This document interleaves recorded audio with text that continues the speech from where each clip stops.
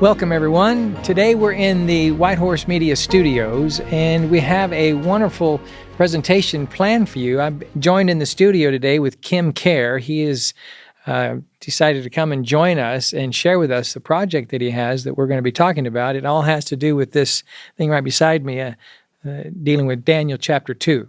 So, Kim, welcome to the program. Thank you for having me. Glad you're here. You know, before we get into the nuts and bolts and the meats and potatoes of all this, what's your background? How did this all come where we're going to be talking about this important project you have? Go back and explain briefly how your own experience, came about in finding the Lord.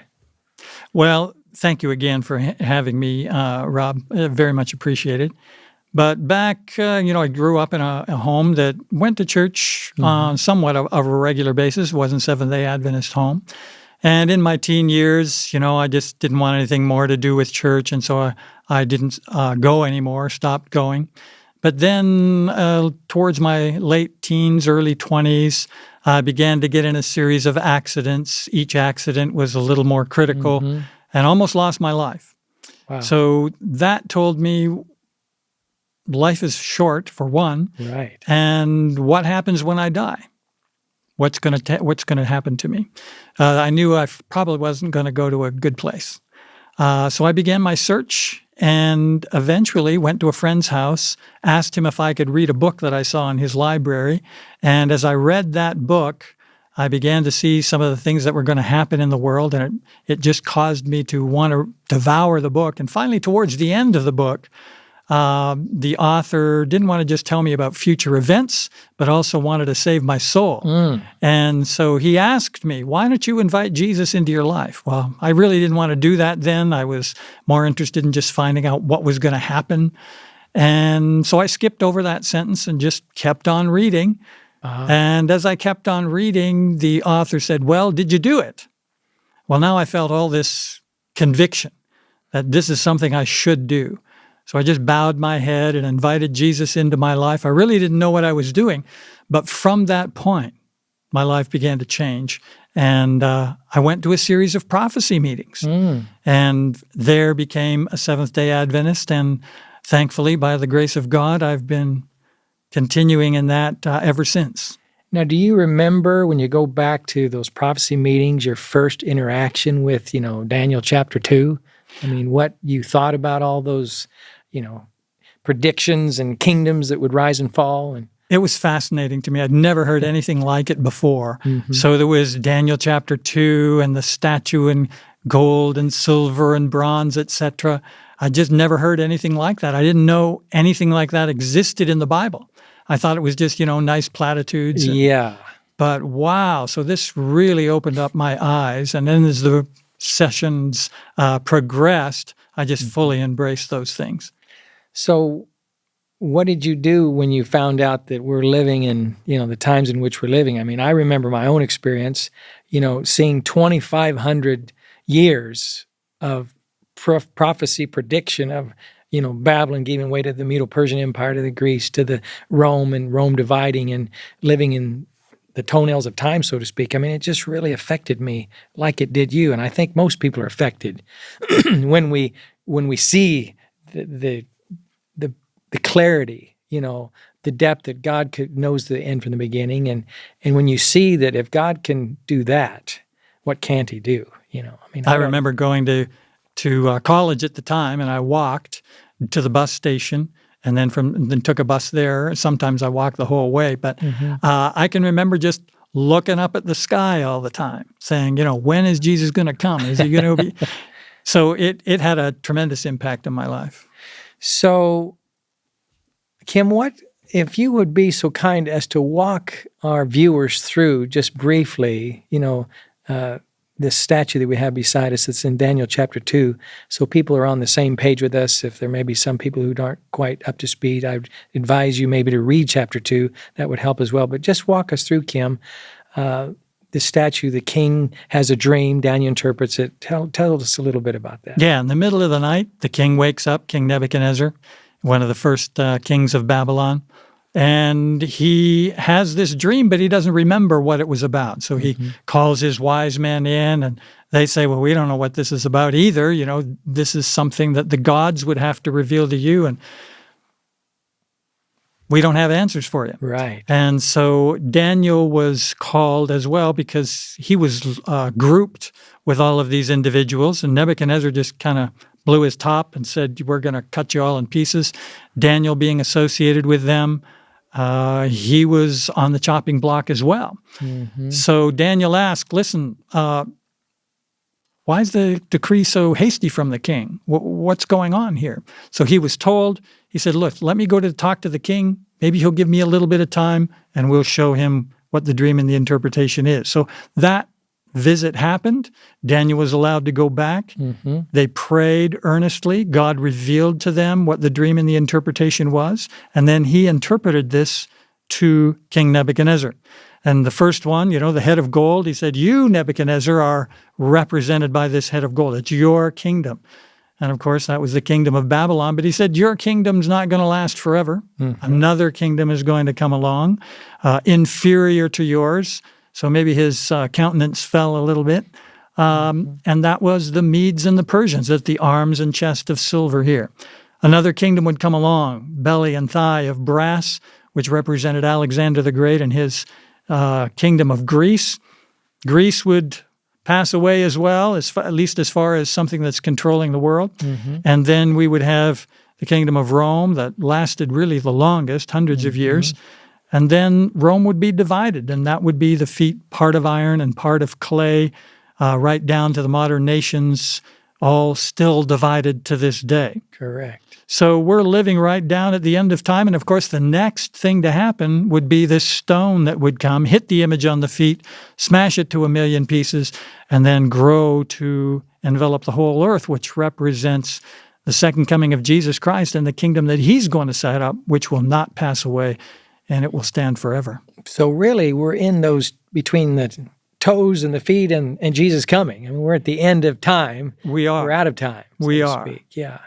And looking forward to the great and glorious kingdom that God has promised us. When Jesus went back to heaven, he said, I'm going, prepare a place for you. And if I go and prepare a place for you, I will come again and receive you unto myself, that where I am, there you may be also. And all of us as Christians are looking forward to that. Yeah. And I was just thinking, Kim, Daniel, about how old was he when he had, helped the king understand this vision? Just a young man in his teenage years, as far as I understand. I think that's interesting, that he was able to be used by God as a teenager. Yes. It says a lot. So you were probably how old when all this took place, Kim, in your understanding of Daniel chapter 2 in this prophecy series? 21, 22. And that. So you were young yourself. Yes. At those crossroads. And so what from there... Tell us a little bit about your life briefly on your journey that led you to this project. So what happened in succession after you learned the truth, so to speak? I became involved in mission work and was in mission work for, 8 to 11 years, somewhere in there. Was born in Canada and was in mission work in Canada, but then moved down to the U.S. and involved in mission work here. Eventually, my wife and I began our own business, and we did that for several years. But then we continued to feel the call to get back into mission work, and so we joined Amazing Facts. Okay. We were holding series of meetings across the United States for several years, 5-6 years, for Amazing Facts, and became more and more familiar with the prophecies through that and how to answer people's questions, etc. Yeah, by sharing, we relive them. Yeah, we understand and are grounded better by sharing it. I think that's one of the important things of sharing the messages that we have as we become, we understand it even better as we share it. It's almost like God helps us as we help others, so to speak.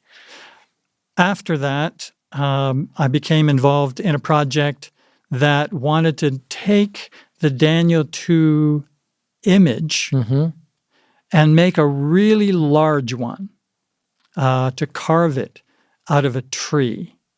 Wow. So this was some 30 or more feet tall when it was actually done. And currently, it's kind of in mothballs right now, as far as I understand. It's not being used right now. So I, at one point, got down on my knees and I prayed, Lord, this should be being utilized. And I asked if this is something that you'd like me to become involved in.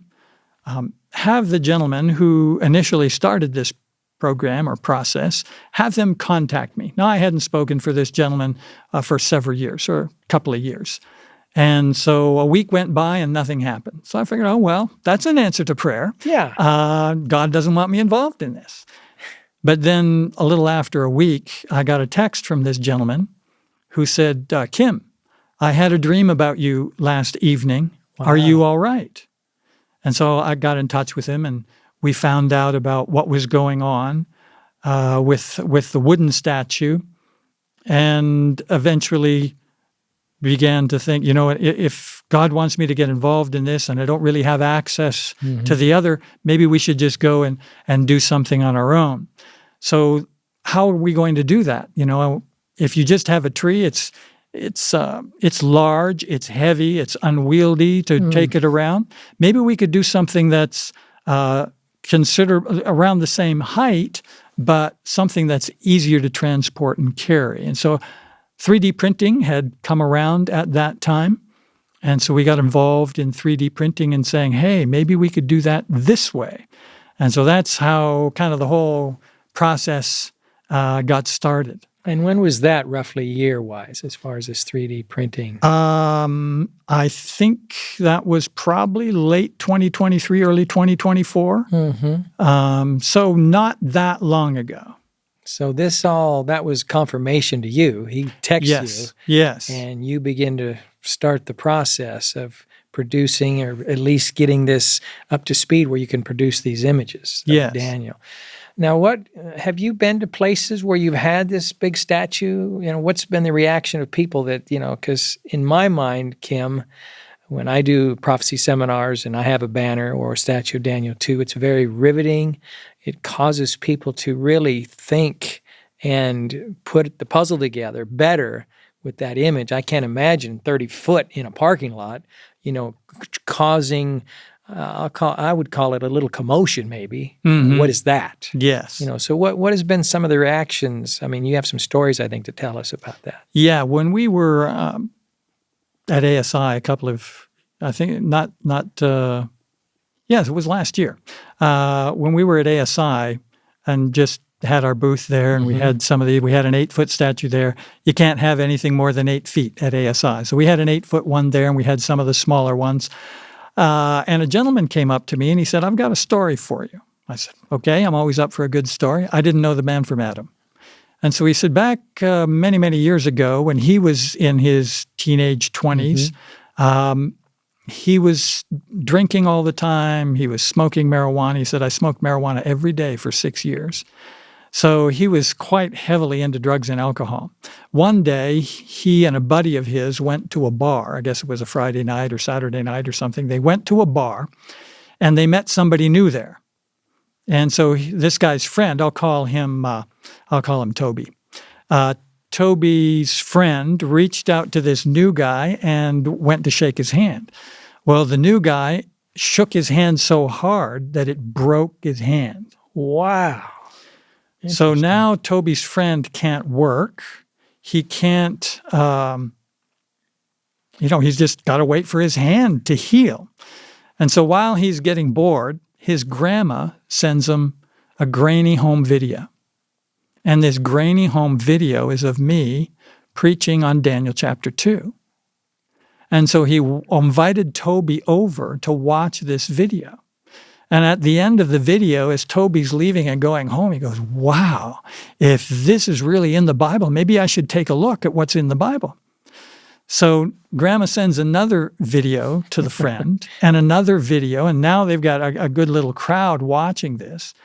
And this is one of your series. Yes. And then they leave to go home again, and they all kind of look at each other and say, you know what, I think God is telling us we need to quit alcohol and drugs. And so cold turkey, they just stopped right there. Amazing. And then God sent Lyle Albrecht into the area to hold a series of meetings.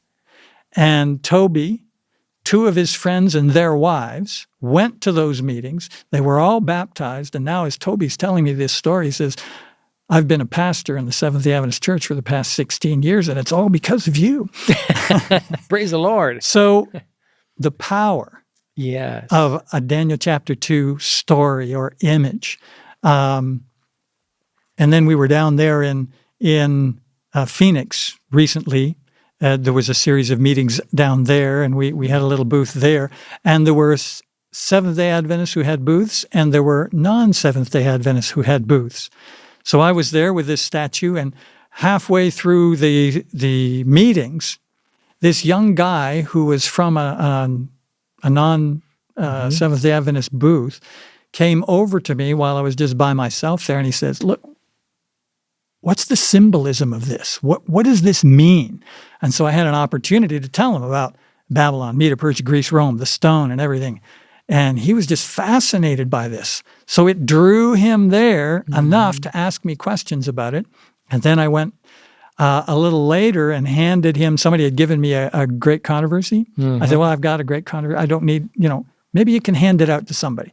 Instantly, I thought of this young man down there. And so I went to him and I said, look, do you like to read? Do you like history? Oh, yeah, I'm just fascinated by it. I said, here, have this book, read this. And he took it. He says, I will read it. Oh, wonderful. When I got home after that from Phoenix to America, I dropped off a statue to a lady that's kind of in her 80s, and I gave her one. As I'm leaving, the plumbers are coming in because she had a problem with her timing, with her plumbing. Right. So they're coming in, and they fix her plumbing, and then they're asking, "What's this?"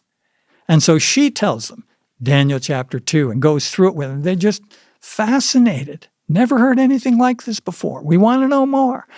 So that's the power of these images. If there's one on your coffee table or at your desk at your office or maybe put it in your storefront window or something, people are curious. And what is this about? What an opportunity to tell them about Jesus and his second coming. Kim, I was going to ask you the question, do you think Daniel chapter 2 is still relevant in our day-to-day? But you've already kind of answered that question. Do you have one more story? Well, let me tell you, rather than another story, maybe I can tell you the whole plan of why we're doing this. This, of course, more of a personal size to use with for an individual, that's one-on-one or a little group. But the large one, the 30-foot one, actually a 20-foot statue and a 10-foot pedestal. And that's what we take to the large population centers. Once you set that up somewhere in a park or somewhere where lots of people can congregate, you're going to get a crowd fairly quickly wondering, what's going on here? What's happening with this? So we'll have a little QR code that will send them to a website where they can watch a short video on Daniel chapter 2. Wow, Mom, that's marvelous. Then, at the end of the video, we'll ask them, would you like more information? And if they, click, yes, we'd like more information, then we can send them a little book. Well, now, once we get something in the mail to them, we have an address for them. And we can begin to plot all those addresses on a map. And we'll begin to see, okay, there's a pocket of interest over here. There's a pocket of interest over there. Wow, here's a really big pocket of interest. And we can send in then a Bible worker, hold an evangelistic series or something to follow up with all those people that God is speaking to their hearts and telling them, you need to find out about this.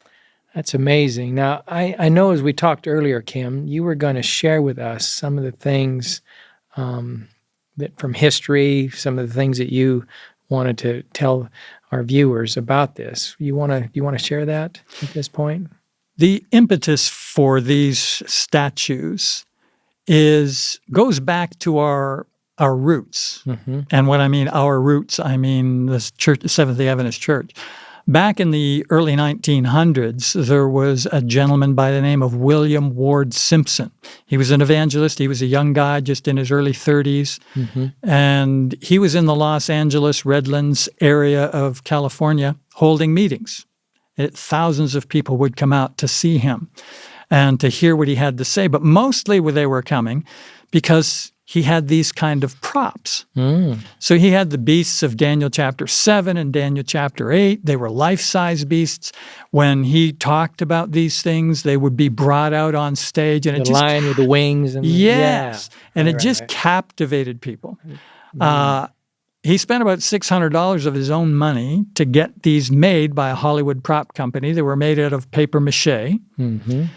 Well, in today's dollars, that's probably about $21,000 to $23,000. Wow. So he spent a good chunk of change getting these things made, but they were powerful, and they really affected those that were listening to him. Now, Ellen White was a contemporary of his. She called him an intelligent evangelist, and she commented about what he was doing, how he was doing it, and specifically about these beasts that he had. Maybe I can read here just a little bit about what he had or what she had to say about him. The beasts used as symbols in the prophecies of Daniel and Revelation, he, that's Simpson, has presented before the people in life-size images, and this has impressed the people strongly. So these images were just impressing people that what he's preaching is real. I am pleased with the manner in which our brother, Elder Simpson, has used his ingenuity and tact in providing suitable illustrations for the subjects presented, representations that have a convincing power. So not only were they impressive, but they were convincing. It convinced people that what he was saying, that's real. Right. She goes on to say, such methods, the methods that he was using, the life-size beasts, etc., such methods will be used more and more in this closing work. So that, oh, wow, this method of using these beasts, of gathering a crowd, and this is impressing them strongly. It has a convincing power, and this method is going to be used more and more in the closing work. Well, we're in the closing work. You know, Kim, real quick, I use those methods. I mean, I have those banners, and it's easy to point to when I'm speaking, and it just really puts it all together very nicely. I mean, you probably have used those in the past as well. Yes, and convinces people that, wow, it's something that they can, it's tangible. Right. It's not just a picture on a screen. Right. Here's one more. Sure. If years ago we had been more zealous, we should have forestalled the enemy in reference to the Sunday laws. In every country, so not just now the United States, but in every country, a work should be done similar to the work that Elder Simpson is doing, but this work will require means or money. So she was convinced this is the way to go. It has a convincing power. It impresses the people strongly. It's going to be used. These methods are going to be used more and more in the closing work, and it shouldn't be just here in America. It should be all over the world. So this kind of gave us the impetus that, well, we want to be on God's page. We want to be doing the things that he says are going to be happening. So that's the real impetus for using these things, because God can use them just like he did, the sanctuary and in the Old Testament times. God can use these things to impress people and say, this is what's really happening. It's amazing. Now, Kim, we just have a few minutes left in our program. Are these available to anybody, to churches, to schools? How, the colors, the sizes? Could you give us a little information on that so they know what we're actually doing with this 3D printing and, putting these images together for people to purchase? Yes, these are available. We have one, this is 34 inches here. We have one that's 27 or so, a little bit smaller, 27 inches, maybe just, right around this height here. The top of the crown would be about that height. So yes, they're available for purchase. They're at thegreatimage.com. thegreatimage.com, and you can go there and get these, and we'll be happy to happy to send them out for you. You produce these in your home garage kind of a thing, and then people can contact you and order different sizes. And Yes. And you have just this one style and they're just different. Different sizes, yeah. Because after all, the head is always going to be gold. And Right. Is that something that's going to maybe, expand into other areas? Or are we just staying with Daniel 2? And we have computer models for the beasts of Daniel chapter 7 as well. Gotcha. So we have the lion, the bear, the leopard, and the terrible beast with 10 horns. So we have those models. Maybe just to give people a little bit of an idea of how it works, someone sculpts this inside a computer. It's a 3D digital model. And then we send that to a printer, like you would print a Word document or something. But the printer has plastic film, like a plastic thread, and it melts it, and then it kind of just scoots all over like this, and the platform that it's printing on goes down, and so it just sort of builds up till you have something like this. So you have these different sections that are programmed in, and then you put it together and paint it, and yes, and voila, here we have it. Yes. That is so amazing. Now, Kim, I think what we're going to do is we'll have on this program your website that people can look and be able to contact you. I think it's amazing. I mean, this affected me. It affected you. I know the different prophecy series that we do. It affects people. They can really get a hold of it.